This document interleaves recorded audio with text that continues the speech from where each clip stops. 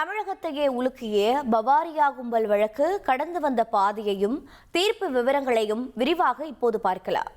நாட்டையே உலுக்கிய பவாரியா கொள்ளையர்கள் வழக்கில் மூவரும் குற்றவாளிகள் என்று சென்னை சிறப்பு நீதிமன்றம் தீர்ப்பளித்துள்ளது. தமிழ்நாட்டில் 1995 முதல் 2005ஆம் ஆண்டு வரை பவாரியா கொள்ளை கும்பல் பெரும் அட்டூழியத்தில் ஈடுபட்டனர். லாரிகளில் வந்து தனியாக இருக்கும் வீடுகளை நோட்டமிட்ட இந்த கும்பல் நள்ளிரவில் வீட்டில் உள்ளவர்களை தாக்கிக் கொன்று நகை, பணத்தை கொள்ளையடிப்பதை வாடிக்கையாக கொண்டிருந்தது. 2005ஆம் ஆண்டு ஜனவரி 9ஆம் தேதி கும்மிடிப்பூண்டி தொகுதி அதிமுக எம்எல்ஏ சுதர்சனம் வீட்டில் நுழைந்த பவாரியா கும்பல் அவரை சுட்டுக் கொன்றதோடு நகை, பணத்தை கொள்ளையடித்து சென்றது. சுதர்சனத்தோடு பவாரியா கொள்ளை கும்பலால் 13 பேர் கொல்லப்பட்ட நிலையில் அப்போது முதலமைச்சராக இருந்த ஜெயலலிதா பவாரியா கொள்ளையர்களை சுட்டு பிடிக்க உத்தரவிட்டார். அப்போது ஐஜியாக இருந்த ஜாங்கிட் தலைமையில் 5 தனிப்படைகள் அமைக்கப்பட்டு அவர்கள் 32 பேர் மீது வழக்கு பதிவு செய்து வட மாநிலத்தை சேர்ந்த 13 பேரை கைது செய்தனர். கைது செய்யப்பட்டவர்களில் 3 பெண்கள் ஜாமீன் பெற்று தலைமறைவான நிலையில் 4 பேருக்கு விசாரணை நீதிமன்றம் தூக்கு தண்டனை விதித்தது. பின்னர் அவர்கள் மேல்முறையீடு செய்ததில் சென்னை உயர்நீதிமன்றம் அதனை ஆயுள் தண்டனையாக குறைத்தது. இதில் கொள்ளை கும்பல் தலைவன் ஓம் பிரகாஷ் சிறையிலேயே இறந்துவிட்ட நிலையில் மீதமுள்ள ஜெகதீஷ், ராகேஷ், அசோக் மற்றும் ஜெயில்தார் சிங் ஆகிய 4 பேருக்கு எதிரான வழக்கு சென்னை கூடுதல் அமர்வு நீதிமன்றத்தில் நடைபெற்று வந்தது. இந்த நிலையில் ஜெகதீஷ், ராகேஷ், அசோக் ஆகியோர் குற்றவாளிகள் என நீதிமன்றம் தீர்ப்பளித்துள்ளது.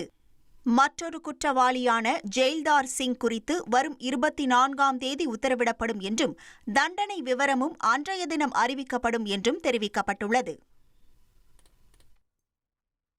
பவாரியா கும்பல் வழக்கின் விசாரணை அதிகாரியான ஓய்வு பெற்ற டிஜிபி ஜாங்கிட் தந்தி டிவிக்கு அளித்த பிரத்யேக பேட்டியை தற்போது பார்க்கலாம்.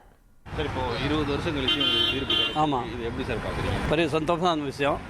ஆனால் இவ்வளோ வருஷம் கழிச்சு சில டாக்குமெண்ட் மிஸ் ஆயிரும், சில விட்னஸ் இருக்க மாட்டாங்க. இது மாதிரி நிறைய கஷ்டமாக இருக்கும். ஆனால் இருந்தால் கூட இந்த லெவல் வரைக்கும் கொண்டு வந்திருக்காங்க.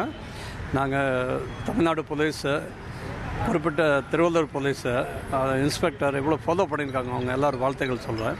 இல்லாட்டி எவ்வளோ ஃபாலோ பண்ணாமல் எது கன்விக்ஷன் ஆகிருக்காது. அதை ப்ராப்பராக கேஸ் ப்ரெசென்ட் பண்ணோம். ஒரு 20 வருஷம் கழிச்சு கேஸ் இது மாதிரி ப்ரெசென்ட் பண்ணிவிட்டு கன்விக்ஷன் வாங்கினா அவ்வளோ ஒரு ஈஸி ஜாப் கிடையாது. ஆமாம், இப்போ இவ்வளோ டாக்குமெண்ட்ஸ்லாம் இப்போ பாதுகாத்து இவ்வளோ கொண்டு வந்து இப்போ ஜட்ஜ்மெண்ட் கிடச்சிருக்கு. இப்போ இருக்க தமிழ்நாடு போலீஸ் எப்படி சார் ஒர்க் பண்ணியிருக்காங்க? உங்ககிட்ட இருந்த பண்ணியிருக்காங்க. அது பண்ணனால்தான் இப்போ எங்களுக்கு என்ன சில ஒரு டைம் பாஸ் ஆகும்போது நிறைய டிஸ்அட்வான்டேஜ் இருக்கும் ஒரு கேஸில். ஆனால் அவ்வளோ இருந்தால் கூட அந்த இன்ஸ்பெக்டர் இப்போ எந்த ப்ரெசென்ட் இருக்கார், பெரியபாளையம் இன்ஸ்பெக்டர். ஸோ அவங்க இவ்வளோ இன்ட்ரெஸ்டோடு எல்லா சாட்சிகள் எல்லாம் கூப்பிட்டு வந்திருக்காங்க, எவிடன்ஸ் எல்லாம் ப்ரொடியூஸ் பண்ணியிருக்காங்க. அதெல்லாம் பண்ணனால தான் கேஸ் கன்விக்ஷன் ஆகிருக்குது. நல்லா ஃபாலோ அப், ரொம்ப பாராட்டக்கூடிய விஷயம், சந்தோஷமாக இருக்குது.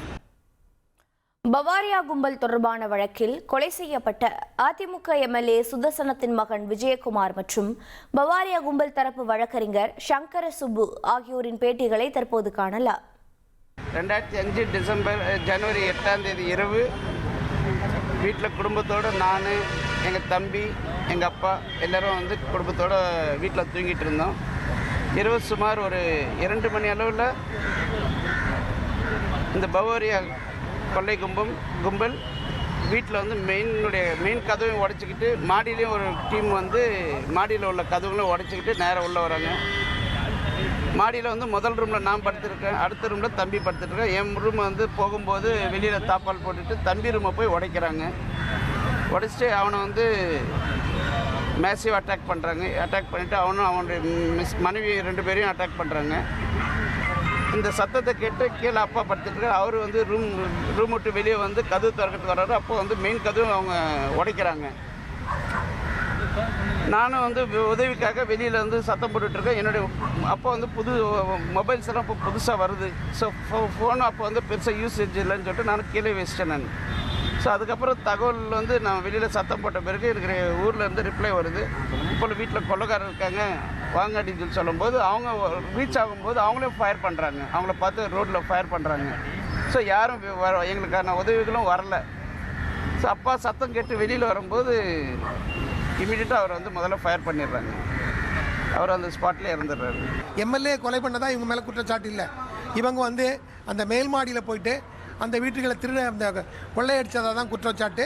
அந்த குற்றச்சாட்டின் அடிப்படையில் தான் இந்த வழக்கு வந்து புனையப்பட்டிருக்குது. அதனால் வந்து என்னாச்சுன்னு சொன்னோன்னா அதனால் குறைஞ்சபட்ச தண்டனை வழங்கணும்னு கேட்டுக்கணும். இன்னொருத்தர் வந்து இதில் ஜெயில்தார் சிங் இருக்கார். அவரை பற்றி நீதிபதி ஒன்றும் சொல்லலை, 24ஆம் தேதி சொல்கிறேன் அப்படின்னு சொல்லியிருக்காரு. நாங்களும் வந்து குறைஞ்ச தண்டனை கொடுக்கணும். ஏன்னா அவங்க இதில் வந்து இந்த ஃபேமிலியில் வந்து 3 பேர் செத்துருக்குறாங்க. அதோடு மட்டும் இல்லாமல் வந்து இவங்க 20 வருஷத்துக்கு மேலே 2005லேருந்து இன்னைக்கு 20 வருஷத்துக்கு மேலே ஜெயிலில் இருக்கிறாங்க. அதை கணக்கில் எடுத்து குறைஞ்சபட்ச தண்டனை வழங்கணும்னு கேட்டுக்கிறோம். நீதிபதி 24ஆம் தேதி தண்டனை பற்றி சொல்கிறேன் அப்படின்னு சொல்லியிருக்காரு. இனி செல்லும் இடமெல்லாம் செய்தி. தந்தை டிவியின் வாட்ஸ்அப் சேனலை ஃபாலோ பண்ணினா செல்ல இருக்கும் இடமெல்லாம் செய்தி.